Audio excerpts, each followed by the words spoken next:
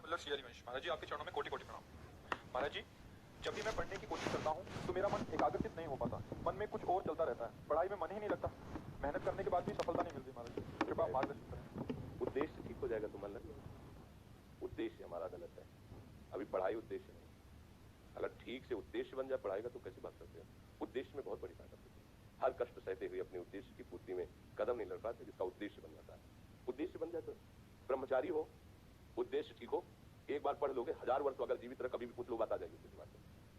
अब नाना प्रकार की क्रियाओं से ब्रह्मचर्य का नाश करे, अपने उद्देश्य का नाश करे, तो फिर यही बातें होती जो आप कह रहे हैं। कक्षा 9 पढ़े, व्याकरण नहीं पढ़े, शास्त्री नहीं पढ़े, कहीं दूसरी जगह ऐसे नहीं गए कि बैठ के सत्संग सुन के और सीख के बोल रहे हैं, तो भगवत आश्रित हो जाओ। अब आप खुद समझना हमारी बात को, आप खुद अपना नाश कर रहे हैं। ब्रह्मचर्य का नाश, वीर का नाश, जीवन का नाश है। ब्रह्मचर्य अगर सही है, आपने किसी तरह इधर उधर, तो ये प्रश्न ही नहीं रहेगा। जिधर दृष्टि डालोगे उधर जय होती चली जाएगी। आजकल के बच्चे, नौजवान इसको मनोरंजन समझते हैं और उनको सलाह भी ऐसी मिलती है कि हम जैसे बोल रहे हैं ब्रह्मचर्य के लिए, तो डॉक्टर और आपको जो इधर सांसारिक प्रोत्साहन देने वाले हैं वो आपको सलाह देंगे। हमें तो अंग्रेजी का शब्द नहीं याद है, हाँ, और यही जो स्टेशन कह रहे हैं गाड़ी स्टेशन से अलग कर दो तो बोले तुम बहुत शांत हो जाओगे और फिर अपने काम में देखो कैसा उपदेश दिया जा रहा है कि होगा। तो ये जो कमियां है ना, ये कोई भूत नहीं है जैसे लोग कहते हैं ना, पता नहीं कौन ऐसा, कुछ नहीं, गंदी आदतें हैं, इन पर संयम लाओ। आप समझ स्वीकार करते हो हमारी बात, किसमें आपको संशय है?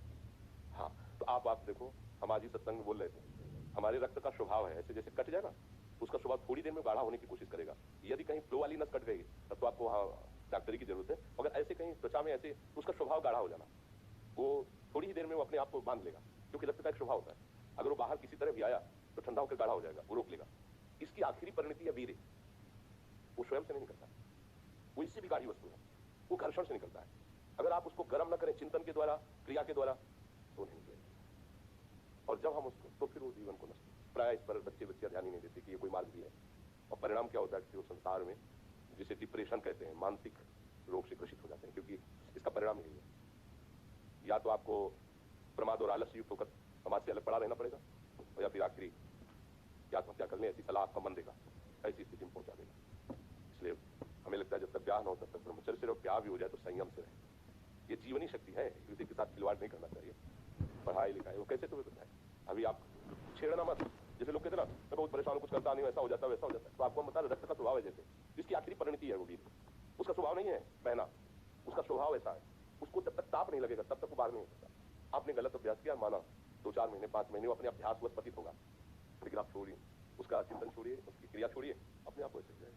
जैसे रक्त है, आप 1 महीने में देना शुरू करो, जो देने का नियत कितना, 100-200 ग्राम 500 ग्राम जो भी दिए है, 300 जो आप दीजिए, हर महीने तैयार हो जाएगा। तो आप ना दीजिए तो आपके शरीर को अभ्यास हो जाएगा, आप दीजिए तो शरीर को अभ्यास हो जाएगा। वो शरीर, अगर आप रोज 300 तो फिर क्या होगा, आप मर जाओगे। समझ रहे हो? ऐसे शरीर की क्षमता, डॉक्टर जब देखते हैं तुम्हारी क्षमता नहीं, खुद चलिए, क्योंकि अगर निकाल लोगे क्षमता नहीं तो उसकी हानि हो जाएगी। हाँ, तुम्हारी क्षमता है, तुम्हारे अंग ठीक है, तुम स्वस्थ हो, महीने में जो समय अवधि, सोचो रक्त की आखिरी परिणति वो है वीर। आप क्या कर रहे हैं, रोज कई बार, आपका परिणाम क्या होगा? अगर रोज वो खून निकाला जाए तो आदमी की हालत क्या हो जाएगी? खून की आखिरी परिणति है अन्न रस, जो हमने पाया उसकी परिणति धीरे धीरे परिवर्तित होती हुई मांस, मज्जा, रक्त, वो आखिरी सप्तम धातु है वीर, और उसके साथ ऐसा खिलवाड़, कैसा जीवन होगा आपका?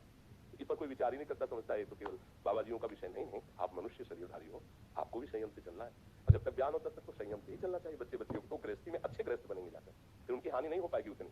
अब पहले से ही तो फिर अब वो पढ़ाई में मन कैसे लगे जब आपके पास पढ़ाई वाली सामग्री नहीं रह गई?